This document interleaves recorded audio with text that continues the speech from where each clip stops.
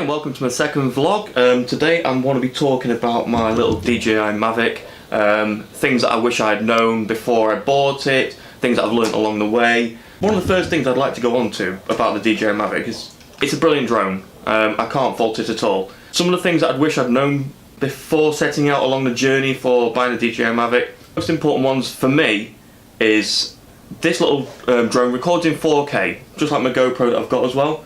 With it recording in 4K, if you truly want to use your 4K footage, if you want to do things with it, put it on YouTube, edit it and all of that, you've got to really understand that most modern computers, even if it's 2 or 3 years old now, if you've bought it off the shelf, or even if you've made it yourself and it's a couple of years old, chances are it won't be up to editing 4K. 1 second. So okay, my last vlog I realised I hadn't turned the microphone, I was just checking it was on. So with this recording in 4K, like I said, the render times for me at the moment with my old computer, even though it's got an Intel i7 in it, it's one of the second generation ones, so it's quite old now. I'm currently editing on Sony Vegas as well, Sony Vegas 13 if that helps. So my render times at the moment, I'm roughly looking at, for a minute to a minute and a half of footage, it's taking my PC roughly 30 minutes to actually render it back into a usable file that I'm going to put onto YouTube. I said I was quite surprised when I first went into the 4K world how much processes it's using of the computer to try and render the 4K footage.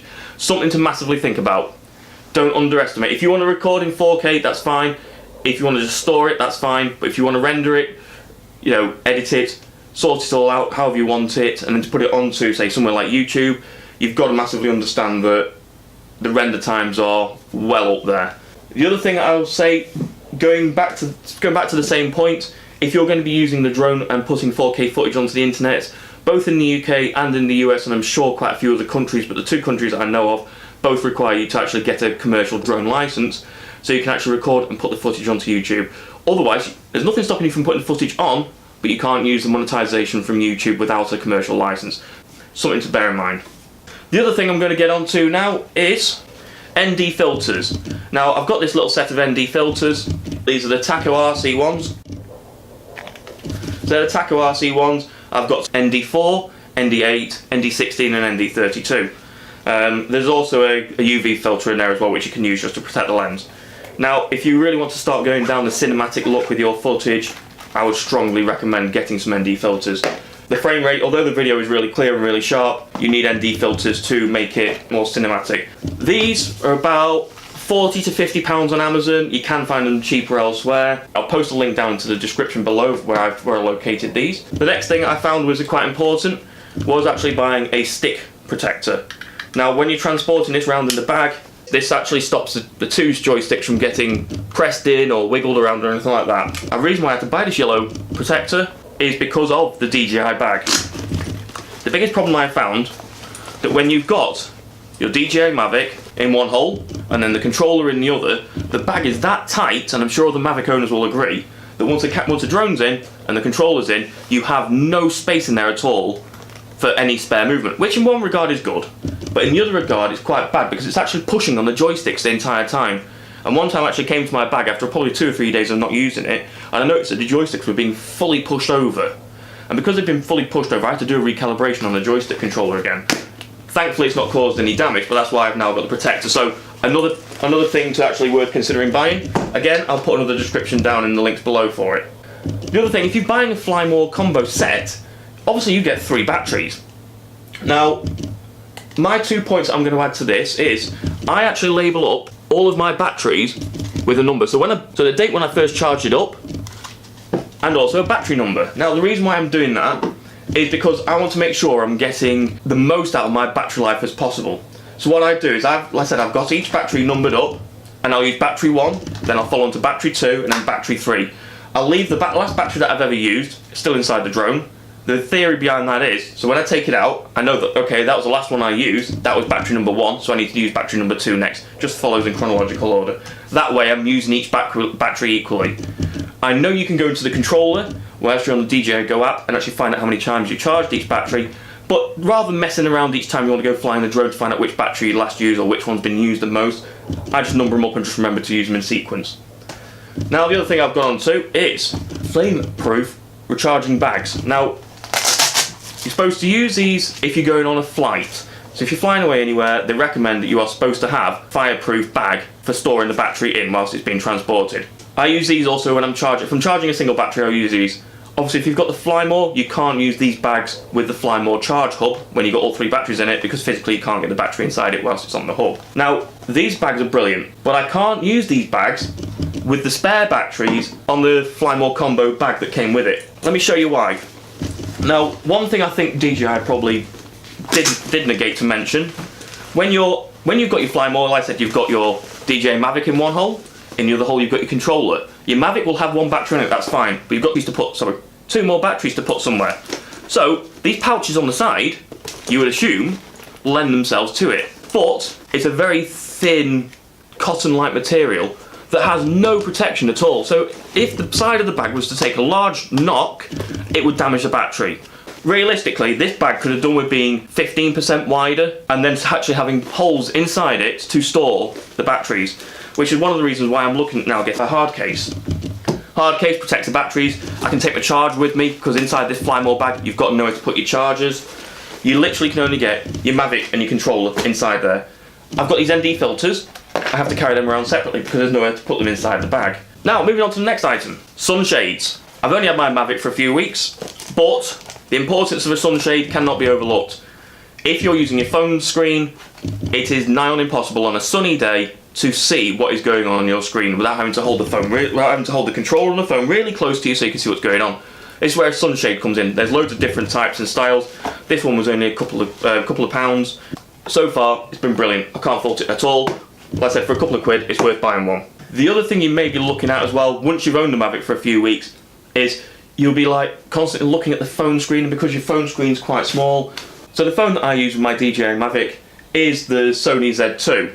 The Sony Z2 is about, I know it's a couple of years old now, but it's got the same size phone screen as most of the phones, and it fits comfortably into the grips here. Now, the downside to it is the phone screen is small, and you're trying to make out what's going on the phone screen whilst you're flying your drone, which will then lead you on to either buying a Samsung tablet or an iPad mini or something like that, and then you're looking at them getting a modification so then you can hang it on the front of your controller just so you can see your screen. These are all things that you'd notice that you don't really have. I know I've come up with a few gripes. My other main bear bug would be, whilst I'm thinking about it, going back to the Flymore combo that it came with, it comes with 3 charging hubs, so you can charge all 3 batteries and they sit at 90-degree angle. They only charge 1 battery at a time, which can be a right pain. It's okay if you're going to be charging them whilst you're in the house and you don't need to use a Mavic, but some people are saying, oh, you can just charge them up overnight. I don't know whether I would like to leave them charging overnight unattended. Unfortunately, you have to wait there for it to charge all 3, and I think that's the reason is because the mains charger that comes with the DJI isn't strong enough to charge 3 batteries at once. So therefore, they've kind of de-restricted it to only be able to charge 1 battery at a time.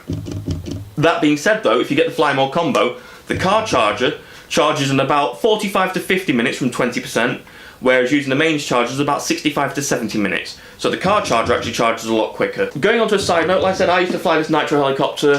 This has got a 750mm rotor diameter on it. Obviously, the Mavic isn't even a third of the rotor diameter of this helicopter.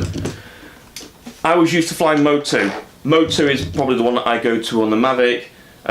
If you're used to flying RC helicopters or planes, stick with Mode 2. It's probably about the best way of going forward with that. Other than that, make sure you get spare rotors. Thankfully, touch wood, I've not crashed it yet, but I've seen plenty of videos on YouTube where people have crashed them. Just make sure you've always got yourself some spare rotors with you, especially if you're going away on a trip.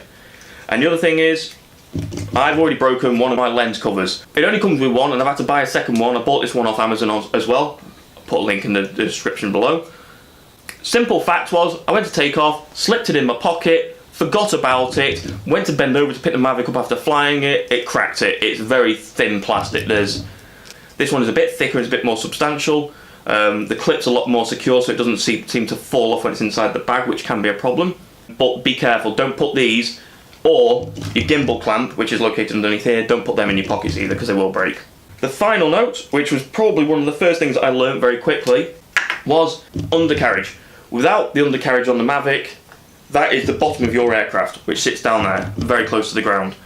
I ended up buying this leg extension set, and this was off Amazon as well, and it raises it up nicely. Now, if you've got long grass, and I would say anything more than 35 to 40 millimeters or an inch and a half, ideally you want to be able to raise the rear of the aircraft off the ground. The front doesn't struggle with it so much because the front motors are higher than the back, but I've noticed that a few times when I've taken off on grass without the without the undercarriage on it, the rotors were actually clipping the grass and then soon getting covered in grass stains and all that. They come off very easily, just a bit of dish soap and a hot sponge, but undercarriage is definitely an essential. It's okay when you're landing on smooth ground, but if you've got anything like loose rocks or an uneven ground, definitely go for the undercarriage. So like I said, for me, if you were buying the Fly More combo now, I'd definitely get the undercarriage. Maybe consider buying a spare gimbal cover for it. Definitely look at ND filters if you want to do anything with your footage. Get the controller protector to stop the controller sticks from moving around. Maybe get some charged battery bags if you're going to be concerned about maybe the batteries going up in fire. And get the sunshade. At a later date, because obviously that's all going to cost you quite a bit, at a later date maybe consider getting a hard shell as well. Like I said, unfortunately the bag that comes with the DJI Mavic Fly More just isn't big enough to actually handle it a day-to-day basis.